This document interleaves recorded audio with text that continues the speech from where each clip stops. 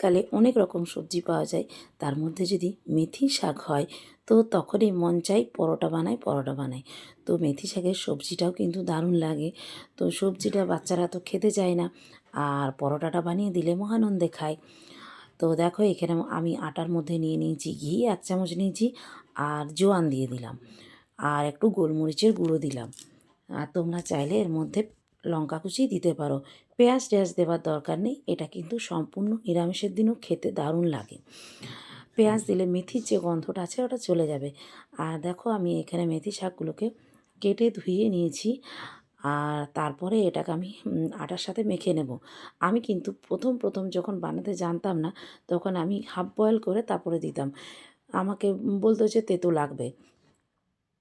কিন্তু পরে ভাবলাম যে হাফ বয়েল করব, তো মেথির যে পুরো গুণটা আছে ওটাই তো চলে যাবে।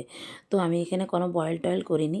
পুরো একদম কাঁচা শাকটাই আটার সাথে মেখে নিয়েছি। আর মেখে নেওয়ার পরে এখানে দেখো আমি রুটির মতন বেলে নেব। তোমরা চাইলে যেমন শেপে বেলতে পারো তোমরা, রুটির মতন, পরোটার মতন, শেপটা তোমাদের কাছে। তো এখানে দেখো আমি একটু মোটা বেলে নিয়েছি। পরোটা একটু মোটা বেললে অনেকক্ষণ নরম থাকে। আর এটার মধ্যে ঘরে বানানো এই ঘি আমি এটার মধ্যে দিয়ে দেবো। ঘি, তেল যা ইচ্ছা দিতে পারো। তো এইগুলো খেতে কিন্তু দারুণ লাগে। আর মেথি শরীরের জন্য খুবই উপকারী, মেথি খাওয়া খুব ভালো। তো মেথি শাকের পরোটা তোমরা কে খেতে পছন্দ করো, আর কে বানিয়েছো, কেমন করে বানাও, অবশ্যই আমাকে কমেন্ট বক্সে জানাবে। আমি কিন্তু খেতে খুব পছন্দ করি, আর বানাতেও আমার খুব ভালো লাগে। আমার মেয়ের তো মানে কি বলবো, ফেভারেট।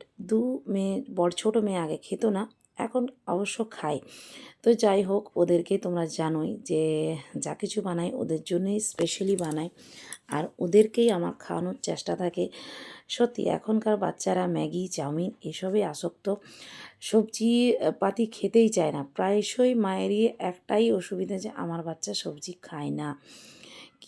আমার বড় মেয়েকে তাও খাওয়াতে পারি, ছোটো মেয়েকে তো আমি একদমই খাওয়াতে পারি না। তো যাই হোক, এটা দিয়ে খাওয়ালেও একটা শান্তি। সব কিছু ঘরেরই জিনিস। এখানের মধ্যে আমি তেলটাও মানে ঘিটাও ঘরে বানানো জিনিস। তো সবে মিলে হেলদি একটা রাতের ডিনারের জন্য বানিয়েছিলাম। এতে তুমি ধনেপাতার চাটনির সাথেও ভালো লাগবে, বা ছোলার ডালের চাটনির সাথেও ভালো লাগবে, মানে নারকেলেরটা। আমি কিন্তু এটা আলুর দমের সাথে বানিয়েছিলাম, কাশ্মীরি আলুর দম। নেক্সট ভিডিওতে আমি কিন্তু আলুর দমের রেসিপিটা অবশ্যই দিয়ে দেব। তো তোমাদের কেমন লাগলো আমার রেসিপিটা অবশ্যই জানাবে। আর যদি কেউ ইউটিউব থেকে দেখে থাকো, চ্যানেলটাকে অবশ্যই সাবস্ক্রাইব করে দেবে। আর ফেসবুক থেকে দেখে থাকলে ফলো করে, শেয়ার করে পাশে থাকবে। Thank you so much watching my video.